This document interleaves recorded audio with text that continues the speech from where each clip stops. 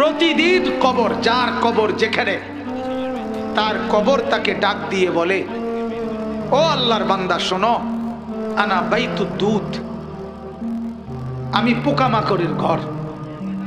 আমার বাপ শুনেন, যুবক আপনারাও শুনেন, আপনারাও শুনেন, কবর কিন্তু নির্দিষ্ট কোনো বয়সে যায় না বাপ। প্রতিদিন কুলের বাচ্চাও কবরে যায়, 90 বছরের বুড়োও কবরে যায়, 16 বছরের 20 বছরের তাগড়া জওয়ানও কবরে যায়। কবরস্থানে সব ধরনের লাশ আছে। এজন্য কবর ডেকে বলে, ও আল্লাহর বান্দা, আমি পোকামাকড়ের ঘর।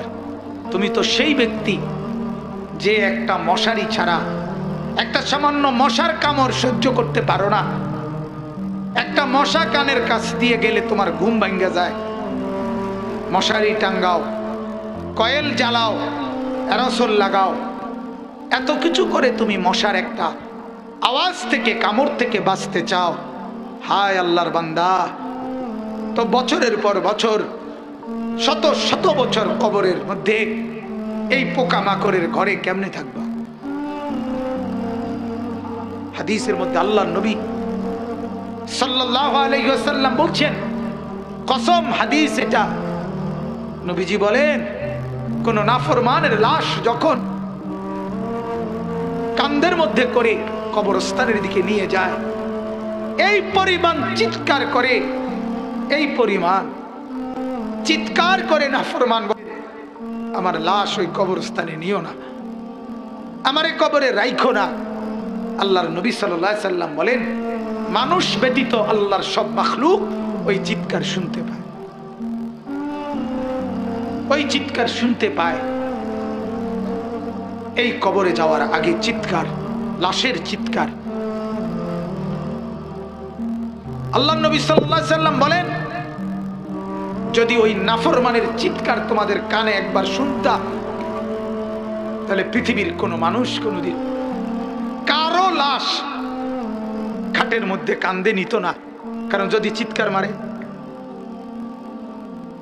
এই মৃত্যু পর্যন্ত নবীজি নিজে নিজে, আল্লাহর নবী সাল্লাল্লাহু আলাইহি সাল্লাম 5 ওয়াক্ত নামাজের পরে, 5 ওয়াক্ত নামাজের পরে নবীজি যে কয়টা জিনিস থেকে পানাহ চাইতেন, আল্লাহর কাছে মুক্তি চাইতে, একটা হলো কবরের আযাব। আল্লাহুম্মা ইন্নী আউযু বিকা মিন আযাবিল কবর, আল্লাহ কবরের আযাব থেকে বাঁচান। ওয়া মিন ফিতনাতিল কবর, কবরের মুসিবত থেকে বাঁচান। আল্লাহর নবী সাল্লাল্লাহু আলাইহি সাল্লাম বলেন, কোন নাফরমান যখন কবরে প্রশ্নের জবাব দিতে পারবে না, তখন আল্লাহ তাআলার পক্ষ থেকে বলা হবে, ফাআফরিশুহু মিনান নার ওয়ালবাসুহু মিনান নার ওয়াফতাহু লাহু বাবান ইলান নার। ও ফেরেশতারা, এই নাফরমানের কবরে জাহান্নামের বিছানা বিছায় দাও, জাহান্নামের পোশাক পরায় দাও, জাহান্নাম বরাবর দরজা খুলে দাও। কিয়ামত পর্যন্ত এভাবে জাহান্নামের আগুনের পোশাক আর বিছানার মধ্যেই ধাউ ধাউ করে চলবে। আল্লাহর নবী সাল্লাল্লাহু আলাইহি সাল্লাম বলেন, নাফরমানের কবরে এমন একজন ফেরেশতাকে পাঠানো হবে, যেই ফেরেশতা আমা ওয়া আসাম্মু, অন্ধ এবং বধির, চোখেও দেখে না, কানেও শোনে না, লোহার একটা মুগুর দিয়ে একটা বাড়ি মারবে, 7 তবক জমিনের নিচে ডেবে যাবে, আবার উঠবে, আবার মারবে। আর ওই নাফরমান কবরে চিৎকার করবে, ভীষণ কান্নাকাটি করবে, কিন্তু ওই ফেরেশতা তো চোখেও দেখে না, কানেও শুনে না, তোমার চিল্লানি শুনবে কি? আল্লাহ আমাকেই মাফ করে দেন। এজন্য রাত গভীরে আপনাদের কি বললাম ভাই, আমাকেও বললাম, উসিকুম ওয়া ইয়া, আপনাদেরকেও নসিহত করছি, আমাকেও। প্রত্যেকেই কবরের প্রস্তুতি নেই। আল্লাহ তাআলা বলছে, বান্দা কি হলো, বান্দা হলোটা কি? মাটির উপরে একটা ঘর, সেটারে কত যত্ন করে সাজাইলা, কত দামি টাইলস, কত খাট পালং সোফা, ফার্নিচার, ফ্রিজ, এসি, দরজা জানালা, কত সুন্দর করে মাটির উপরের ঘর সাজাইলা। আহা বান্দা, তুমি কি জানো না মাটির নিচেও তো তোমার আরেকটা ঘর আছে, সে ঘরের নাম কবর। ওইটাকে সাজাইলা না কেন? ওই ঘর সাজাইলা না কেন? মাটির উপরের ঘর যদি সাজে খাট পালং আর সোফা দিয়ে, তো মাটির নিচের ঘর সাজে জিকির তাসবিহ তেলাওয়াত দিয়ে, আল্লাহ তাআলার গোলামি দিয়ে, সেজদা দিয়ে, নামাজ দিয়ে, হালাল ভক্ষণ করে কবরের ঘর সাজাইতে হয়। নেক আমলের পুঁজি নিয়ে যদি কবর সাজান, তো কবরটাকেই আল্লাহ তাআলা ফেরেশতাকে বলবে ফাআফরিশুহু মিনাল জান্নাহ ওয়ালবাসুহু মিনাল জান্নাহ, আমার বান্দার কবরকে জান্নাতের বিছানা বিছায়া দাও, জান্নাতের পোশাক পরায়া দাও, জান্নাত বরাবর দরজা খুলে দাও, কবরটা চতুর্দিকে 70 হাত প্রশস্ত করে দাও।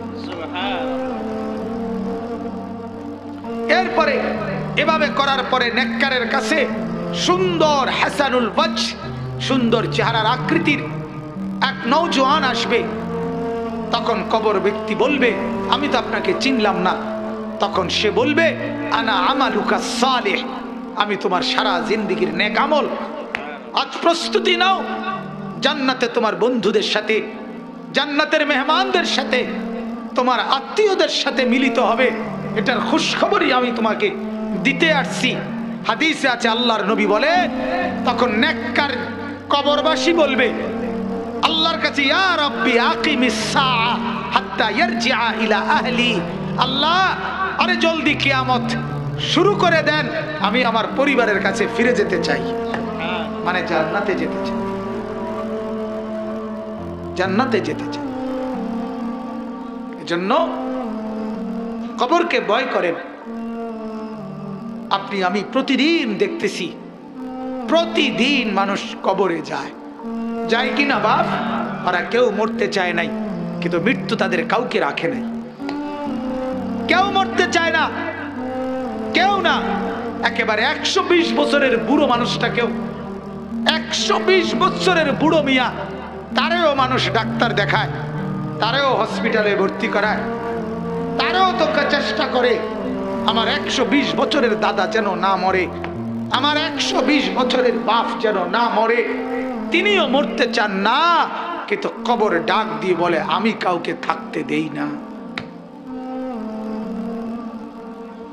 দুনিয়া বলে, মাটি বলে, আরে বন্ধু মরতে তো কেউই চায় নাই, আমি তো কাউকে থাকতে দেই নাই। ফেরাউন তো মরতে চায় নাই, নমরুদ তো মরতে চায় নাই, সাদ্দাত আর কারুন তো মরতে চায় নাই, কিন্তু মৃত্যু তো তাকে ছাড়ে নাই। ছাড়ছে কিনা ভাইয়া? আমার মাদ্রাসার উস্তাদ এখনো আছে, হাফেজ মামুন। তার বাবা, তার মা, তার 4 বছরের বোন ঢাকা থেকে আসতেছে, নরসিংদী গাড়ি ডিস্ট্রিক্টের সাথে লাগছে। মার কোলের থেকে বাপ কোলের 4 বছরের মেয়েটারে নিজে টেলিভিশন ভুলায় দিছে, ওদেরকে আখেরাত, কবর, নর্তকীর নাচ, উলঙ্গ ছবি, গান, বাদ্য, নাটক, সিনেমা, নাচ গান, ফুর্তি ভুলায় দিছে, ভুলায় দিছে। ঘূর্ণিঝড়ের পরের দিন আমি নরসিংদী গেছি, গিয়ে দেখি রাস্তার পাশে এরকম প্যান্ডেলের ভিতরে যুবক যুবতী ওপেন নাচতেছে, এক সেট বাজতেছে। আগের দিন ঘূর্ণিঝড়, অর্থাৎ ঘূর্ণিঝড় যে বিদায় দিছে, এই কারণে খুশিতে আল্লাহর দুশ্মনরা কতক্ষণ নাচতো আর কি। আল্লাহ আমাদেরকে মাফ করে দেন। অতএব আমার বাপ, আমি মনে করাই দিলাম, আমার জন্য, আপনাদের জন্য কবরের সামান বানান, কবরের প্রস্তুতি নেন, কবরের কথা ভাবেন, মৃত্যুর কথা ভাবেন। আল্লাহ নবী সাল্লাল্লাহু আলাইহি সাল্লাম বলছেন, কাফা বিল মাউতে ওয়াইজান, ওয়াজের জন্য ওয়াজ, এই যে এখন ওয়াজ মাহফিল না এটা, তো নবীজি বলছে ওয়াজের জন্য মৃত্যুর কথা বলা, মৃত্যুর স্মরণ, এটাই যথেষ্ট, এটাই সেরা ওয়াজ, যে মৃত্যুকে স্মরণ করা। অতএব আল্লাহ তাআলা কোরআনে বলছে, কুল ইন্নাল মাউতাল্লাযী তাফিররুনা মিনহু ফাইন্নাহু মুলাকীকুম। মৃত্যু থেকে তুমি যেখানেই পলায়ন করো না কেন, সে তোমার সাথে দেখা করবেই। আইসিইউর ভিতরে ঢুকাইলো, ওইখান থেকেই আজরাইল নিয়ে আসবে, নিয়ে আসবে। আল্লাহ তাআলা আমাদেরকে কবর বুঝার, মৃত্যু বুঝার সবক নেওয়ার তৌফিক দান করে।